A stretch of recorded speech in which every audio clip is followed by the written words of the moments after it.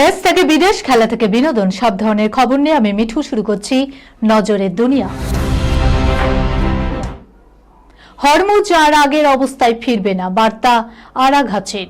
ইরানের ইশারাতেই নিয়ন্ত্রিত হবে তৈল ধমনী। হরমুজ আর যুদ্ধ পূর্ববর্তী অবস্থায় ফিরবে না, মার্কিন প্রতিনিধিদের সঙ্গে বৈঠকের পর স্পষ্ট ভাষায় সে কথা জানিয়ে দিলেন ইরানের পার্লামেন্টের স্পিকার মোহাম্মদ বাঘের ঘালিবাগ। বিশ্বের তৈল ধমনী দিয়ে যান চলাচলের জন্য টেলিফোন হটলাইন স্থাপনে দুই পক্ষ সম্মত হয়েছে। এরই মাঝে এই বার্তায় ইঙ্গিত স্পষ্ট যে ইরানের দ্বারাই নিয়ন্ত্রিত হবে জলপথ। ইরানের পরমাণু অস্ত্রের আশায় জল ঢালতে যুদ্ধ শুরু করেছিলেন মার্কিন প্রেসিডেন্ট ডোনাল্ড ট্রাম্প। তবে সেই যুদ্ধে হরমুজ কাটায় ক্ষতবিক্ষত হয়েছে আমেরিকা। প্রাথমিক সমঝোতা ও মৌ স্বাক্ষরের পর হরমুজ জটিলতাকে পিছু ছাড়ছে না। এর আগে এই প্রণালী নিয়ে একগুচ্ছ শর্ত দিয়েছিলেন মার্কিন প্রেসিডেন্ট। সেখানে হরমুজ পরিচালনার দায়িত্বভার ইরানের হাতে না রাখার আহ্বান করেন তিনি। সুইজারল্যান্ডে দুই পক্ষ বৈঠকে বসলেও ট্রাম্পের হুমকির জেরে সে বৈঠক ব্যর্থ হয়। নিট দিতে গিয়ে অসম্মানিত ছাত্রীরা, অন্তর্বাস খুলে ঋতুস্রাবের প্রমাণ দিতে হয়, তুঙ্গে বিতর্ক। নিট নিয়ে গত 1.5 মাসে একের পর এক বিতর্ক হয়েছে। প্রশ্ন ফাঁসের জেরে পরীক্ষা বাতিল হয়েছে। তারপর গত রবিবার দেশ জুড়ে আবারও পরীক্ষায় বসে 22 লক্ষ পড়ুয়া।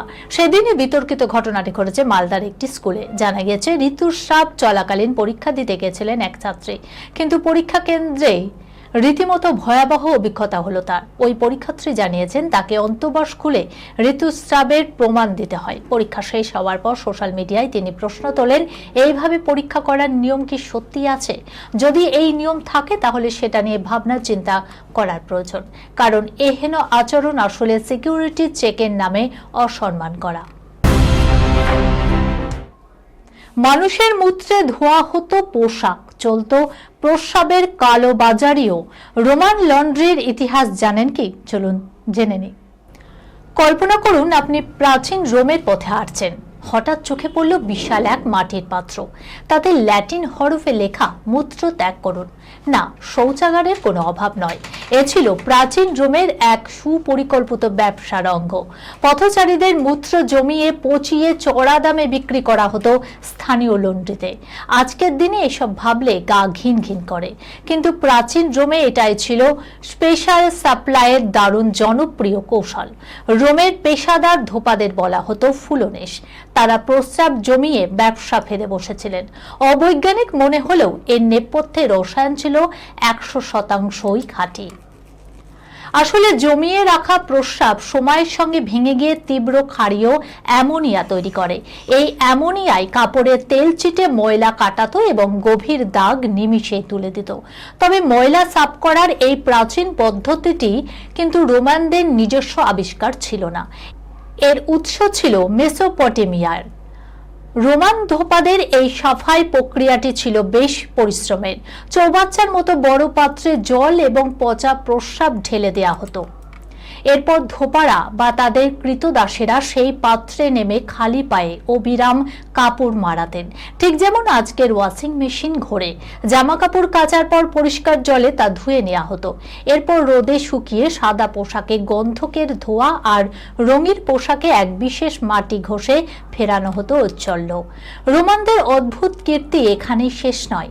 এই ক্ষারীয় অ্যামোনিয়ায় তীব্র ক্ষমতা দেখে তারা এটিকে মাউথ ওয়াশ বা মুখ ধোয়ার জল হিসাবেও ব্যবহার শুরু করে। তাদের বিশ্বাস ছিল অ্যামোনিয়া দাঁতের এনামেলকে ধপধপে সাদা করে তুলবে। এই কাজে আবার পর্তুগাল থেকে আমদানি করা প্রস্রাবকে সবচেয়ে প্রিমিয়াম গ্রেড বা উচ্চমানের মনে করা হতো।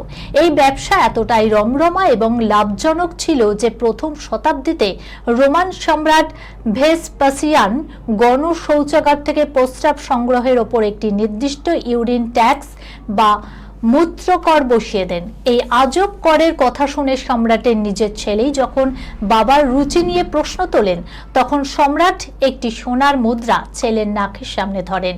তিনি জানতে চান এর থেকে কোনো দুর্গন্ধ বেরোচ্ছে কিনা। ছেলের উত্তর না আসতেই ভেসপাসিয়ান উচ্চারণ করেন সেই বিখ্যাত ল্যাটিন আপ্তবাক্য, পেকুনিয়া নন ওলেত। বাংলায় যার অর্থ দাঁড়ায় টাকার কোনো গন্ধ হয় না, অর্থাৎ উপার্জনের উৎস যতই নোংরা বা অদ্ভুত হোক না কেন, অর্জিত অর্থের নিজস্ব কোনো ভালো বা মন্দ গন্ধ থাকে না।